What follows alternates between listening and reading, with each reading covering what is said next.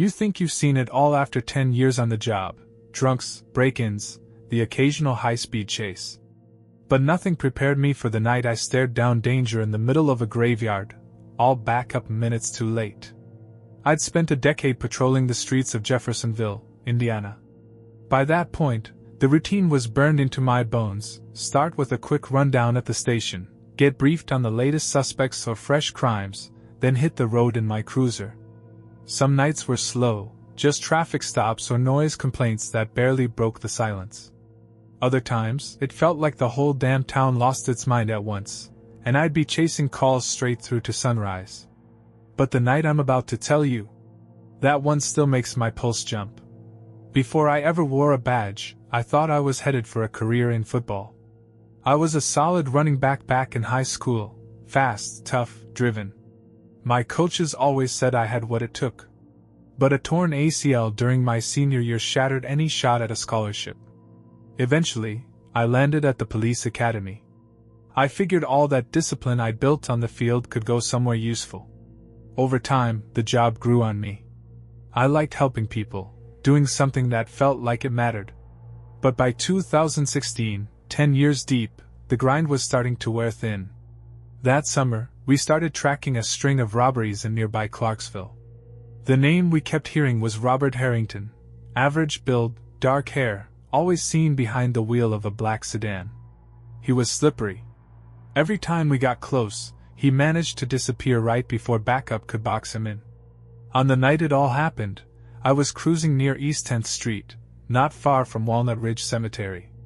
It was just after midnight, streets mostly dead except for a random car or two. That's when I spotted a black sedan creeping ahead of me, moving like the driver was either lost or looking for something. But the second he saw my cruiser in his rearview, he punched it. My instincts took over. I hit the lights and started after him.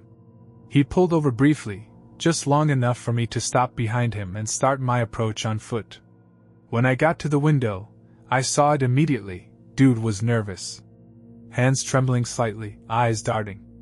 I asked him for his license and registration. There was a pause before he handed it over. The name on the ID? Robert Harrington. Everything lined up. The name. The description. This was the guy. His hand gripped the wheel like he was hanging on for dear life.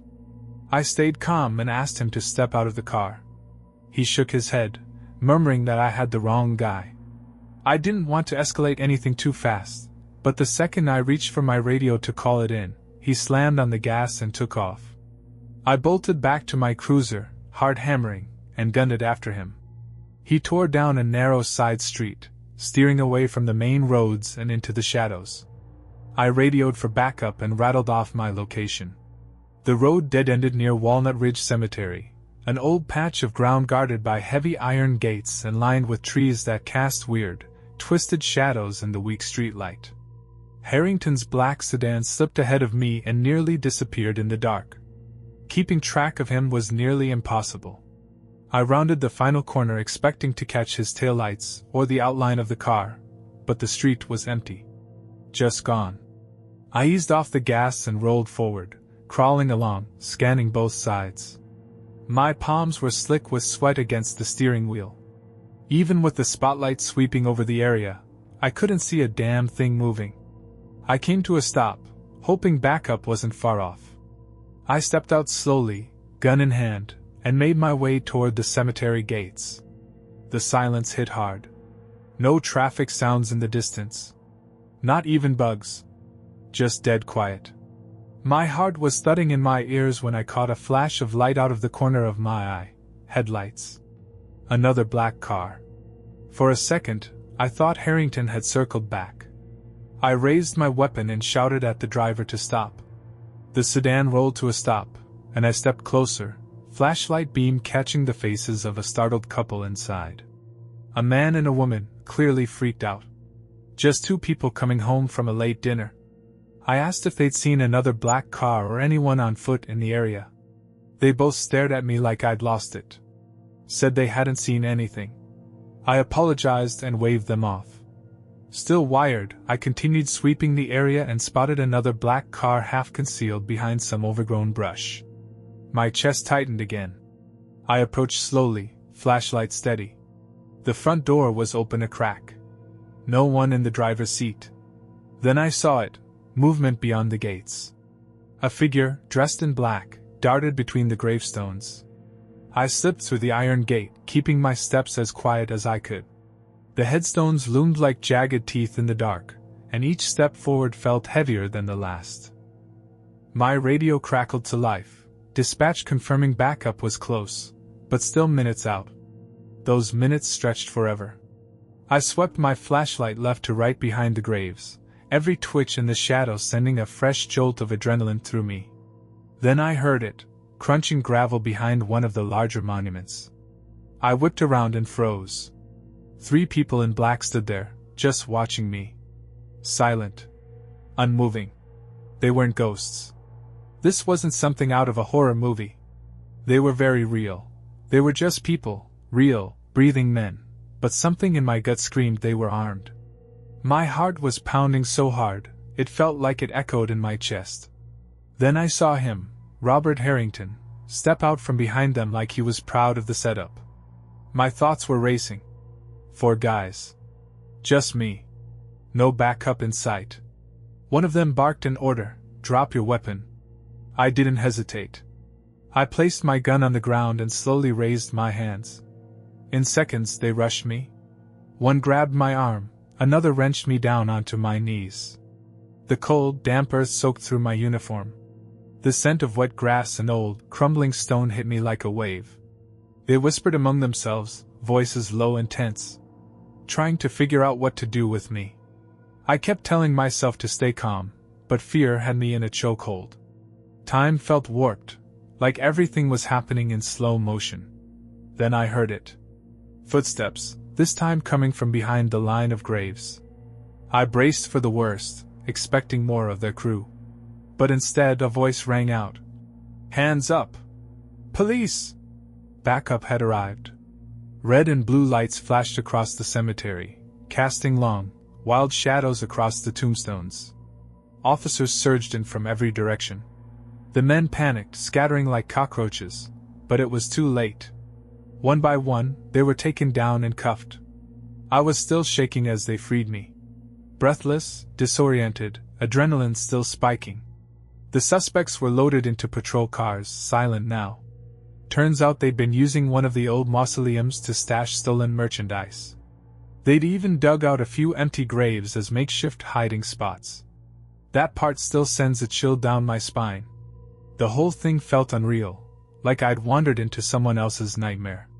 I'd dealt with dangerous situations before, but being outnumbered, alone, and face to face with that kind of threat, it pushed me past a limit I didn't know I had.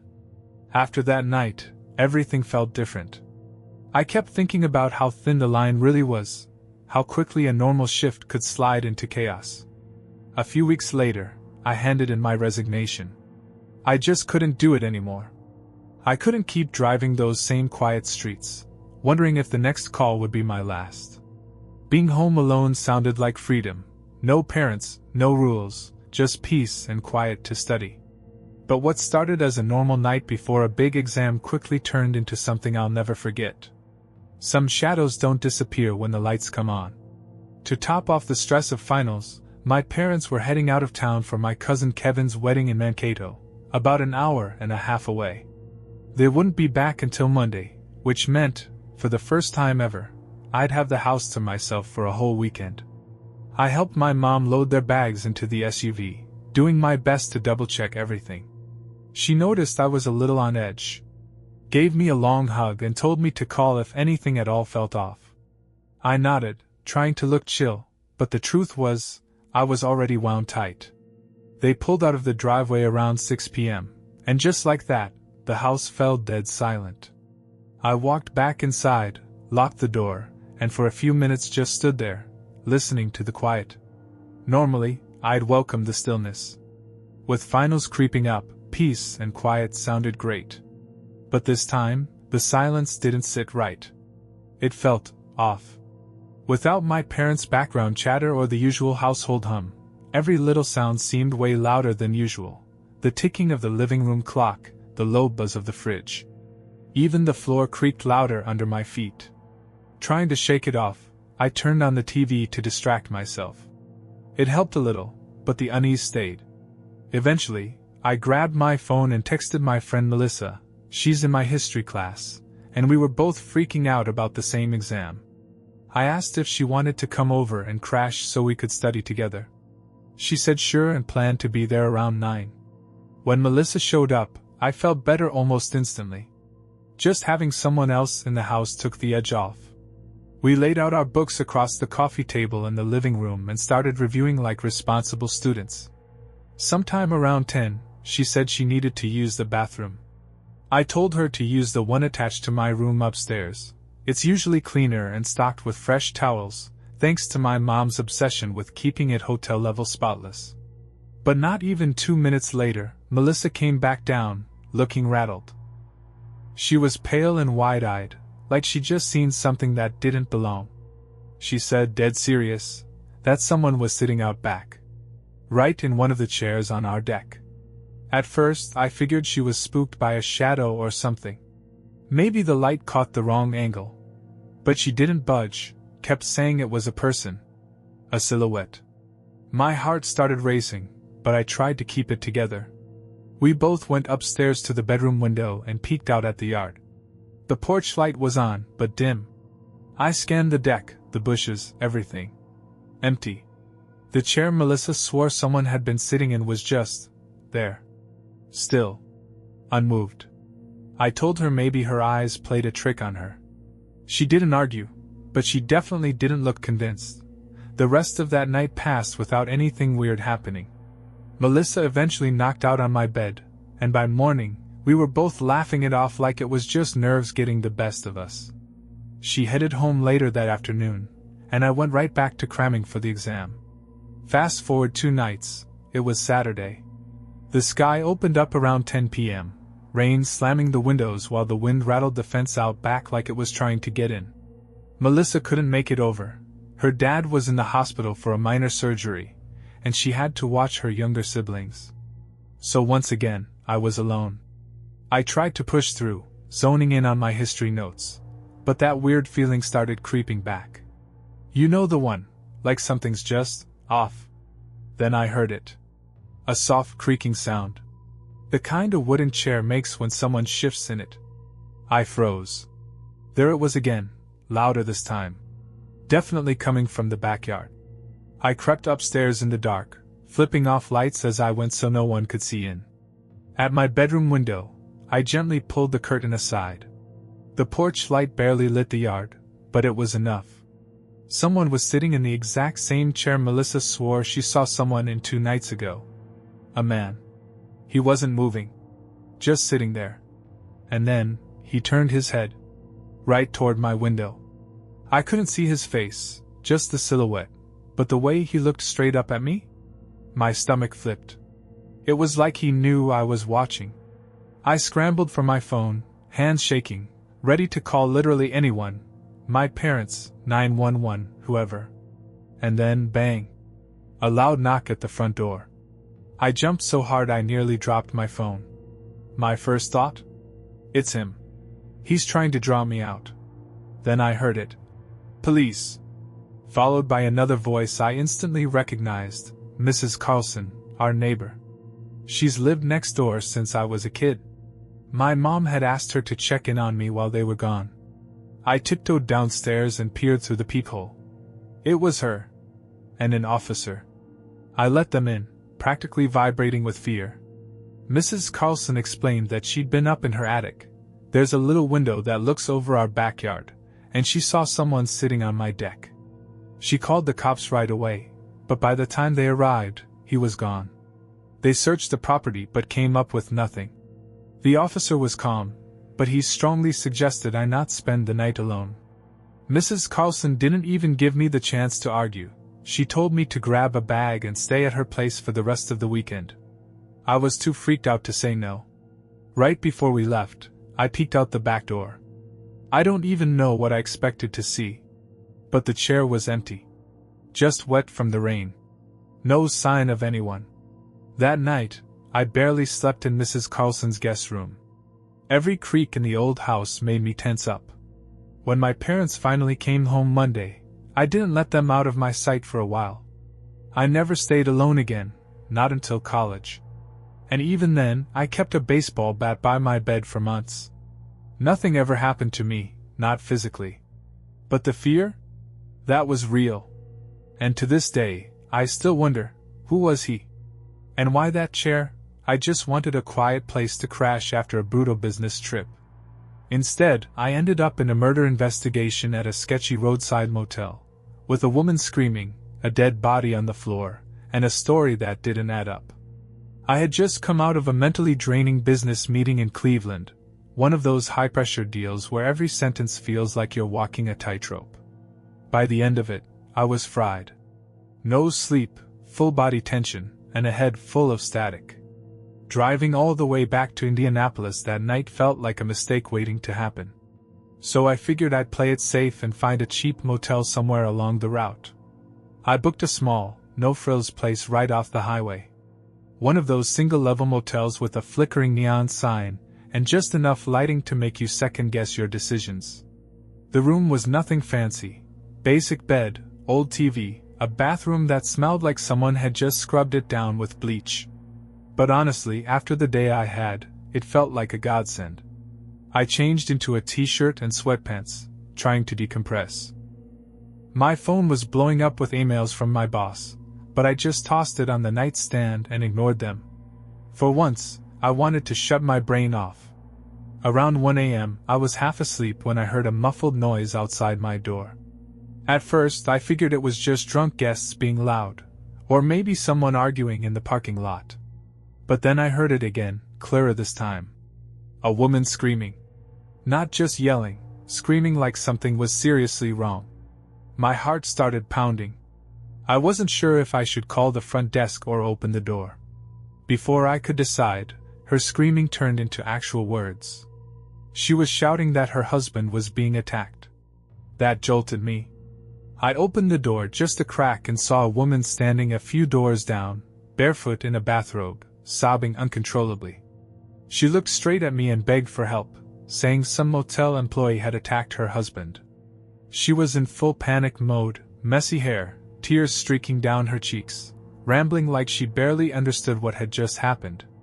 I just stood there, frozen. The word killed hit me like a brick when she said it. I finally stepped out and asked where her husband was. She pointed to her room, said his body was inside. Even though I was seriously freaked out, I followed her, caught between concern and pure disbelief. When we got to the room, I saw him. There was a man lying on the floor, completely still.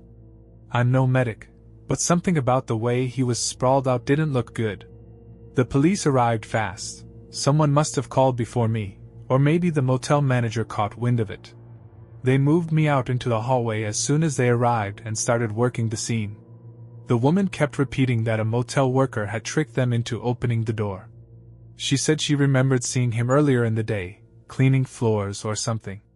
Claimed he told them there was a maintenance issue that needed checking. Then as soon as they opened the door, he attacked. But the story was shaky. She didn't have answers to some of the basic questions, like how the guy supposedly got into a locked room. The cops asked the manager to bring in everyone working that night. A small group showed up, housekeeping staff, a maintenance guy, the front desk clerk, but the woman looked around and immediately said the attacker wasn't among them. The manager stayed calm and explained that this was the entire staff for the night shift. No one else had been on duty. The officers glanced at each other, clearly not buying her story wholesale.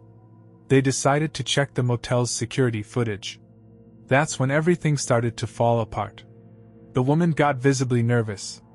She kept saying they were wasting time, that the attacker could be getting away while they stood around watching tapes. The cops didn't say much to her. They just kept watching the screen. I wasn't in the office while they pulled the footage, but I found out later what it showed. Turns out, the woman had left her room earlier that night, wearing a mask. She walked around the parking lot slowly, deliberately, like she was looking for something, or someone. Then she went back into her room. A few minutes later, she ran out screaming. There was no sign of any motel worker. No one knocking on their door. No stranger going inside. Just her. She was arrested on the spot, suspected of murdering her husband. The stories she gave didn't line up with a single thing on the footage. Between that and the shaky details she offered, the cops clearly had enough to take her in. They taped off the whole area, turned the place into a full-blown crime scene. I heard them mention searching for a weapon inside the room. That was my cue to leave. I didn't wait around to find out what else they uncovered. I packed my stuff faster than I ever have in my life, handed my key to the clerk who looked like he'd just woken from a coma, and got the hell out of there. It was almost 3 a.m., but I didn't care. Driving through the night felt 1,000 times safer than spending another minute in that place. To this day, I still think about what really happened. Did she plan it? Was it spur-of-the-moment rage? Or was there something deeper, something darker, between them that no one knew about? Why make up a story about a motel employee? All I know is that her screams, that body on the floor, and the look on the cops' faces when they watched the video, those things stayed with me. I didn't sleep right for days after that. The motel was supposed to be a quick break from a rough trip. Instead, it became the backdrop to one of the creepiest moments of my life. And no, I never saw anything about it on the news. Maybe I didn't want to. Part of me still wonders if there was more to the story than the cops let on. Whatever the case, I've never stayed in a rundown roadside motel since. And I don't plan to. People think making it to the NFL is the dream, fame, money, success. But behind the locker room doors, it wasn't glory I found. It was something darker. What happened during those 2 seasons nearly broke me, and it never fully left. My name's Jonathan Martin. You might recognize that name if you followed the NFL in the early 2010s. I used to play offensive tackle for the Miami Dolphins. Playing in the league was all I ever wanted. From the time I was a kid, it was the dream: get drafted, suit up, compete at the highest level. And in April 2012, that dream came true. I got picked up by the Dolphins. By July, I was in training camp. Now, full disclosure, I've always been more on the quiet side. Introverted. Shy. I wasn't expecting to make best friends with everyone right away, but I figured if I worked hard, kept my head down, I'd find my place. At first, things seemed okay. I met the coaching staff, got introduced to the other guys, and nothing felt out of the ordinary. But then week 2 of training camp rolled around, and that's when the hazing started. It began with the usual rookie stuff, carrying vets bags, picking up dinner tabs. I'd done that in high school and college, so it didn't bother me too much. I figured it was just part of the process. We all went through it. But pretty quickly, things went past the usual jokes and chores. A group of players started targeting me, hard. The whole team would sometimes laugh at my expense, but 3 guys really leaned into it. Their names were Mike, Jean, and Richie. And Richie? He was the worst by far. They gave me nicknames like Big Weirdo and Soft, because I wasn't loud or aggressive like the others. And then came the slurs. Mostly from Richie. Racial stuff. Personal jabs. Real nasty things. That part hit a nerve. I dealt with racism before, growing up in school, but hearing it in an NFL locker room? From a teammate? It cut deeper than I expected. They didn't stop there, either. Richie liked to mock how smart I was. Said I didn't belong in football. Said I should have been a scientist or something, because I went to Stanford. At first, I tried to brush it off. Even played along sometimes just to keep the peace. But the truth is, it was tearing me up inside. Then came the voicemail. The main guys who went after me were Mike, Jean, and Richie. They'd constantly hit me with insults, stuff like Big Weirdo or Soft, just because I wasn't loud or aggressive like the rest of the locker room. But it wasn't just jokes. Richie crossed a line that never should have been touched. He'd throw racial slurs at me like it was part of normal conversation. The other 2 followed his lead, but he was by far the worst. And that's where it stopped being rookie hazing. That's when it got personal. See, I dealt with racism before. Growing up, It was something I became all too familiar with. But to hear it in the NFL, from a teammate, right in my face, day after day, it hit differently. On top of that, they constantly mocked my intelligence. Told me I wasn't cut out for football. That I should have stuck to science or gone into research, because I'd gone to Stanford. Like being educated made me less of a man. At first, I tried to laugh along, hoping it would help me fit in. But deep down, it was eating away at me. And then came the voicemail. It was during the 10th week of training camp. Richie left me this message, and I'll never forget what it said. "Hey, what's up? I saw you on Twitter. You've been training for 10 weeks. I'm gonna kill you. I'll slap your mother across the face." That hit like a sucker punch straight to the gut. He was threatening my family, people he'd never even met. Why? What was his deal? What did I do to deserve this? Was it because I didn't fit into their idea of what a real football player was supposed to be? I mean, there were other black players on the team, but I was the only one being targeted like this. As the 2012 season kicked off, things only got worse. They started hitting me with massive financial demands. I was expected to pay thousands of dollars for team events, including a $15,000 Las Vegas trip, one I didn't even go on. Now, I get that rookies sometimes pick up the tab for dinner or buy small stuff for the vets. That's part of the culture. But this was on another level. It felt targeted, personal, and it kept happening. It left me feeling even more isolated. Eventually, I reached a breaking point. I remember texting my parents one night. "I hate it here. This atmosphere feels like a prison." They urged me to speak up, to report what was happening. But I didn't. I was terrified of being labeled soft, of being seen as weak in a league obsessed with toughness and image. And with the Dolphins' tough guy culture, I knew exactly how that would go over. I stayed quiet. But the weight of all that abuse, it never left me. I wish I could tell you things got better. But the truth is, the bullying didn't stop. It followed me right into the 2013 season. In October 2013, I hit my breaking point. It was during lunch. I sat down at a table with Richie and a few of the other guys, nothing unusual. But the second I took a seat, they all stood up and walked away, laughing. It was supposed to be a joke. Something they'd done to other rookies before. But for me, that moment wasn't funny. It was the last straw.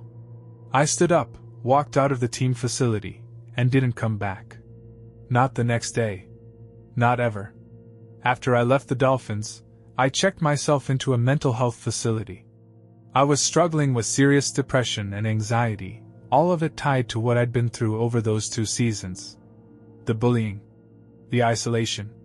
The pressure to act like everything was fine when it clearly wasn't. I leaned on my parents and a few close friends. They encouraged me to tell my story, and I'm glad they did. It was time. I went public with what had happened, and not long after, the NFL launched an investigation. When the results came in, they confirmed everything. I'd been relentlessly bullied and harassed inside that locker room, and Richie was the main source of it. He was suspended for the rest of the 2013 season and eventually released by the Dolphins. That should have felt like closure. But the damage had already been done. The next year, I signed with the San Francisco 49ers. I played 15 games during the 2014 season, but honestly, I was a shell of myself. My confidence was gone.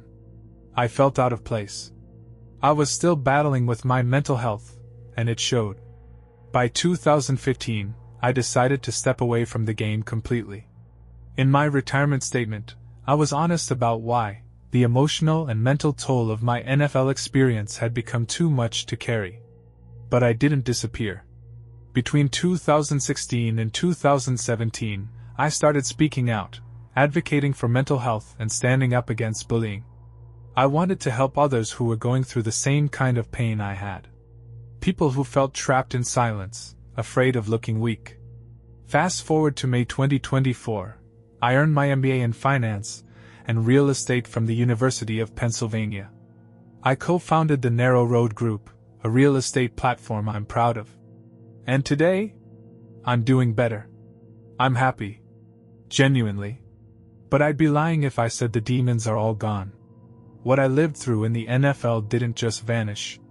It left marks. So if you're someone being bullied, here's what I'll tell you. Speak up. Don't suffer in silence. Because if you don't, it just keeps going.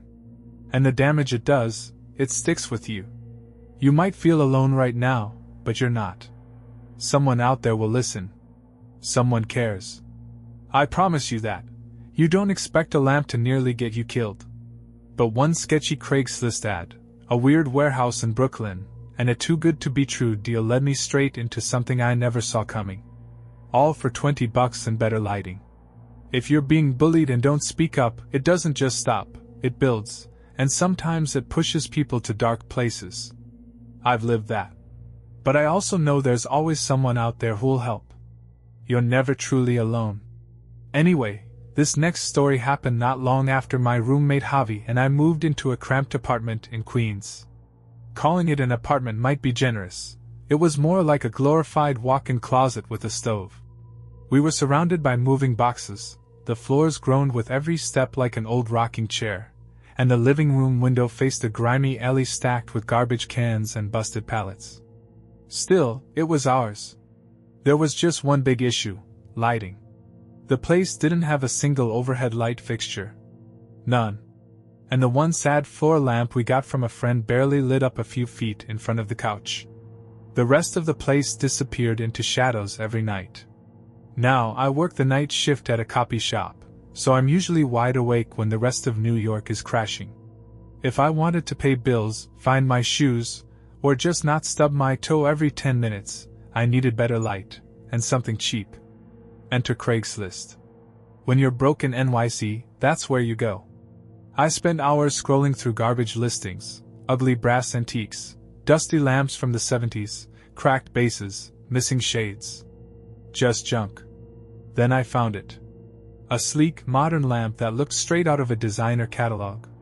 The photos showed this smooth metal stem, soft, golden glow, and a thick marble base that looked like it could survive a dropkick. It was stylish, expensive looking, and only $20. The seller's profile didn't help much, just a jumble of random letters and numbers. No ratings, no info, nothing. Javi peeked over my shoulder, scratched his chin, and gave me this look that basically said, "So this is how we die?" I shrugged. We'd just paid rent and barely had anything left. Desperation makes dumb decisions feel smart. The seller said to meet in Brooklyn, near the Navy Yard. I figured fine, late afternoon, early spring, decent daylight, how sketchy could it be? Well, my GPS guided me past crumbling brick buildings, piles of rusted scrap, and empty side streets that hadn't seen life since the 80s. The deeper I went, the more the air smelled like burnt rubber mixed with something sour, maybe old chemicals or stagnant river water. Not exactly a confidence booster. I didn't see anyone. Not a single person. Just a stray dog sniffing at a busted trash bag, and a group of crows overhead that sounded like they were laughing at me. Then I pulled up to the address. 3-story brick building, windows cracked and half-bored, faded sign that read Acme Tool and Die. The kind of place that looks like even ghosts don't want to hang out there. Still, I parked and got out. Because, apparently for the right lamp, I'll risk everything. The air was thick with the smell of burned rubber, mixed with something sharper, maybe chemical runoff or stale river funk. I didn't see a single person around. Just a stray dog nosing through a ripped trash bag like it was hoping for leftovers. Overhead, a bunch of crows flapped by, cawing loud, like they were in on some bad joke I hadn't heard yet. I finally reached the place. It was a crumbling, 3-story brick building, with a rusted, faded sign out front that read Acme Tool and Die. The letters were peeling, and most of the windows upstairs were either cracked or boarded up. Honestly, the whole thing looked abandoned. Still, I stepped inside. The front door opened into this dim, empty lobby. I turned on my phone's flashlight and swallowed hard. The beam caught dust hanging in the air like it hadn't been disturbed in years. "Hello?" I called out. My voice bounced back to me. I'm here for the lamp. Nothing. For a second I thought, forget it. $20 isn't worth getting jumped or disappearing into a basement. But then I heard footsteps coming from upstairs. Slow. Heavy. A guy in a gray hoodie appeared at the top of the stairs. His face stayed hidden in the flickering hallway light. He didn't say anything. Just gave a quick nod and tilted his head toward a side hallway like, this way. Everything in me screamed not to go. But my feet moved anyway. My sneakers crunched on broken glass as we walked, bits of it catching the flashlight's glare like tiny mirrors. He led me to a small room, looked like an old supply closet. There was random junk piled everywhere. Dusty shelves, broken boxes, and right in the corner, the lamp. Exactly like the photos.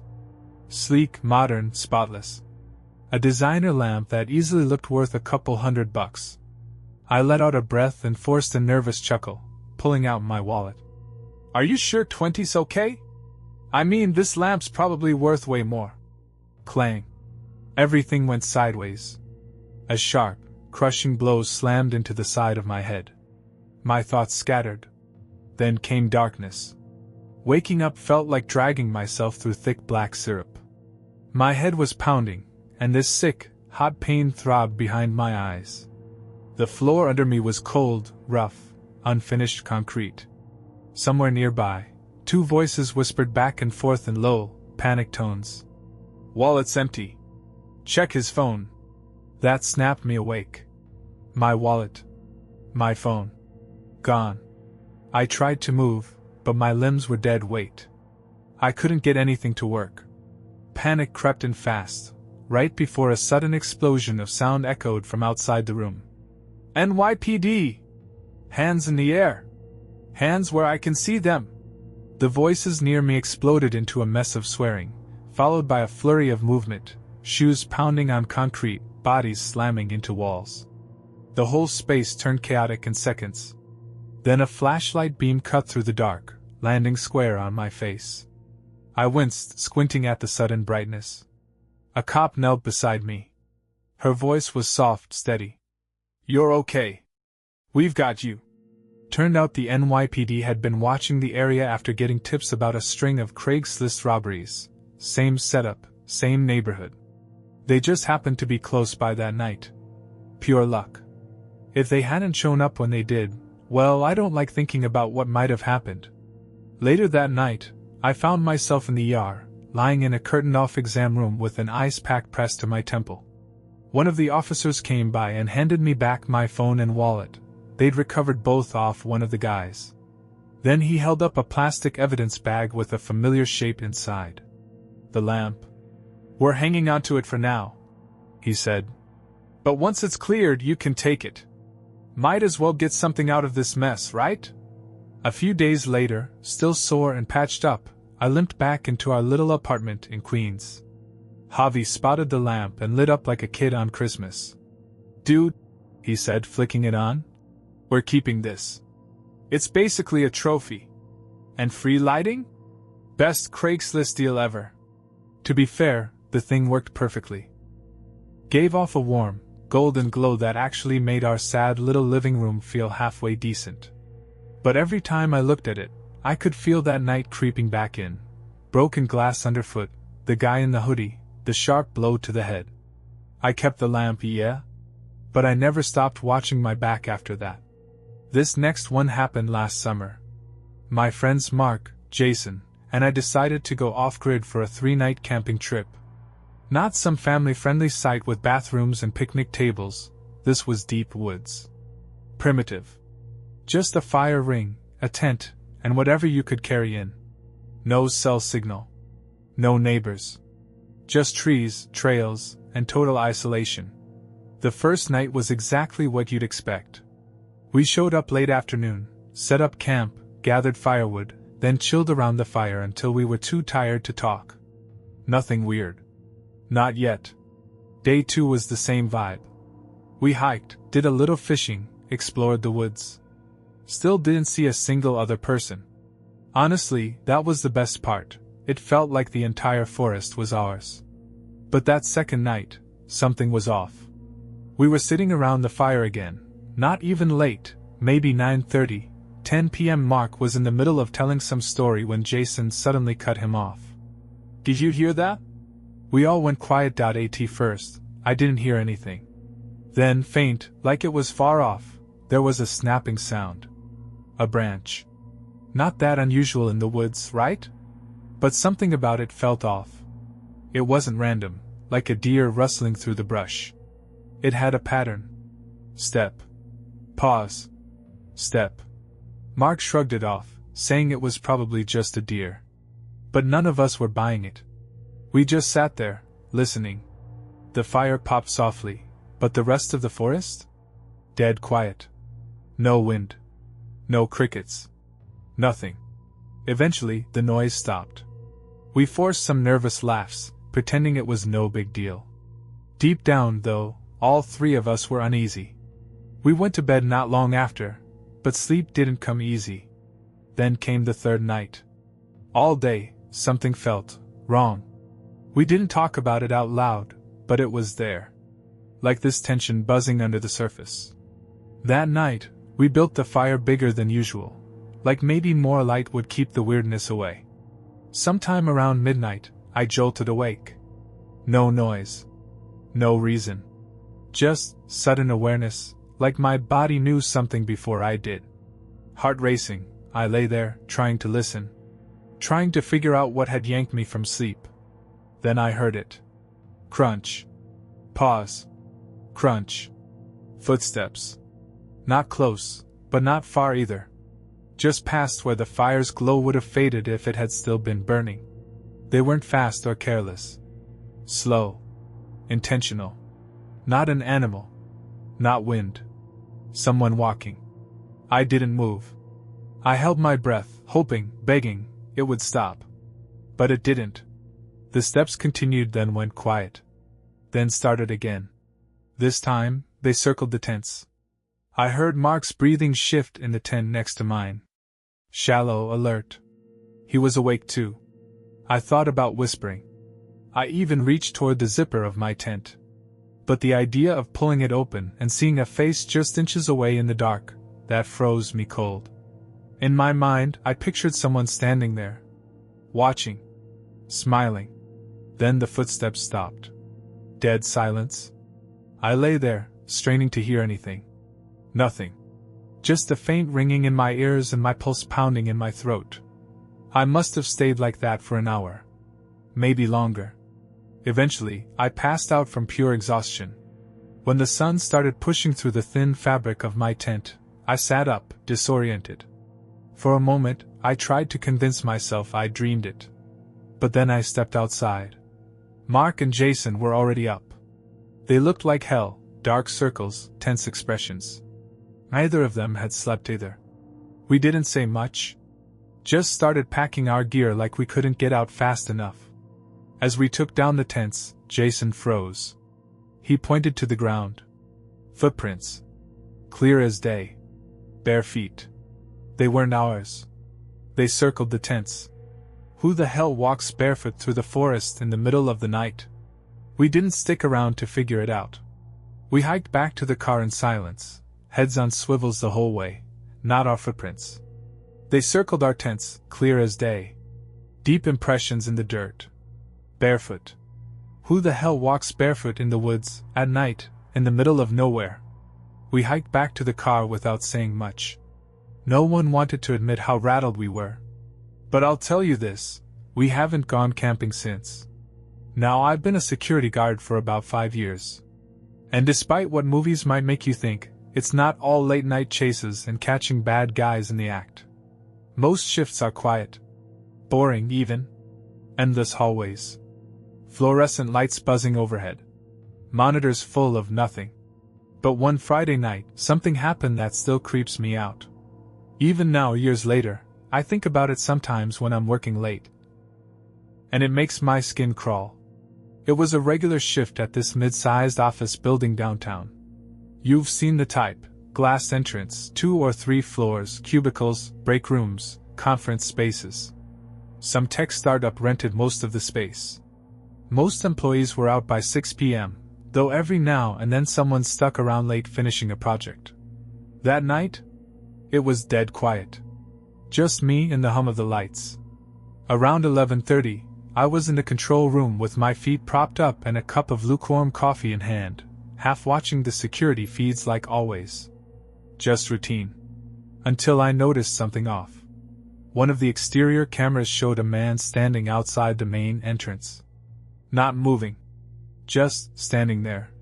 He was maybe 10 feet from the door, hoodie pulled up, hands in his pockets, face mostly shadowed. At first, I figured he was waiting for an Uber. Or maybe he was a ride for someone still working late. But the longer I watched, the weirder it got. He didn't shift. Didn't pace. Didn't check his phone. Just stood there. Staring straight ahead. I flipped through different camera angles to try and get a clearer look, but it didn't help much. He stayed rooted in place, frozen. And something about it didn't sit right. It wasn't just that he was standing there. It was the stillness. The way your gut starts reacting before your brain has time to explain why. After about 10 minutes of this, I decided to check it out. Just do a quick pass through the lobby. Maybe he needed help. Maybe he was just loitering and needed to move along. As I walked downstairs, I kept glancing at the monitors in the hallway. Still there. Same position. When I reached the glass doors, I could see him clearly now. He stood beneath a dim streetlight, hood still pulled low. I cracked the door just enough to speak through it. "You good, man? Waiting for someone?" No reaction. Nothing. He didn't even flinch. He wasn't looking at me either. His eyes were locked on the building, like he wasn't there for me at all. That's when I noticed how sunken his eyes were. Like the guy hadn't slept in days. I tried again. "Hey! You need something?" Still nothing. And right then, every instinct I had screamed, "Don't go outside." So I didn't. I shut the door, locked it, and backed away. Calm on the outside, but my heart was racing. Back in the control room, I checked the feeds again. Gone. Just like that. 1 second he was there, the next, poof. Like he'd vanished into thin air. Nothing. I flipped through every camera angle I had. Still nothing. There was no way he could have moved that fast without showing up on at least one other feed. I even checked the parking lot cam. Empty. Gone. That should have been it. Just a strange guy outside. Creepy, yeah, but harmless. Except about half an hour later, right around midnight, I saw movement on one of the upper floor cameras. That floor should have been empty. Fridays? Everyone clears out early. But there he was. Walking down the hallway like he owned the place. Same hoodie. Same slouched posture. Same guy. I froze. My heart started pounding. The doors were locked. I know they were locked. I locked them myself. So how the hell did he get inside? I watched the feed, trying to make sense of it. He wasn't acting like someone who was lost or confused. He didn't hesitate. Didn't peek around corners. He moved with purpose, slow, steady steps, like he knew exactly where to go. I grabbed my flashlight and radio. Not that the radio would have helped, there was no one else on shift but me. As I climbed the stairs 2 at a time, my brain scrambled for explanations. Maybe he was an employee. Maybe I missed him during rounds. When I got to that floor, the hallway was empty. Dead silent, except for the low hum of office equipment and the buzz from the vending machine down the hall. No footsteps. No doors closing. Nothing. I checked every room, conference spaces, offices, even the break room. All clear. Then I spotted it. A door near the emergency exit was slightly open. Now, that door has an alarm system, supposed to go off if it's opened without a keycard. But I hadn't gotten any alerts. I walked over and nudged it open with my flashlight. The stairwell beyond was empty. But taped to the wall, right next to the latch, was a thin strip of black electrical tape, just big enough to stop the door from locking shut. That's how he got in. He'd propped it earlier, probably while I was too focused on him standing outside. At that point, I didn't care about protocol. I called the cops. They showed up fast. We cleared the building top to bottom together. But it was like he'd vanished into thin air. No forced entry. Nothing missing. Just gone. The only thing they found was a trail of footprints leading toward the maintenance room. No cameras in there. And no sign of him inside. The officers figured it was a squatter. Maybe someone trying to lift equipment and got spooked. That was their best guess. Maybe they're right. But it still doesn't sit right with me. How did he know where to go? How did he manage to avoid almost every camera? Why stand outside for so long, staring at the building like he was waiting? For something? Or someone? After that night, the company upgraded everything. More cameras, tighter access, stricter protocols. But I still think about that guy. And I still wonder what would have happened if I had stepped outside.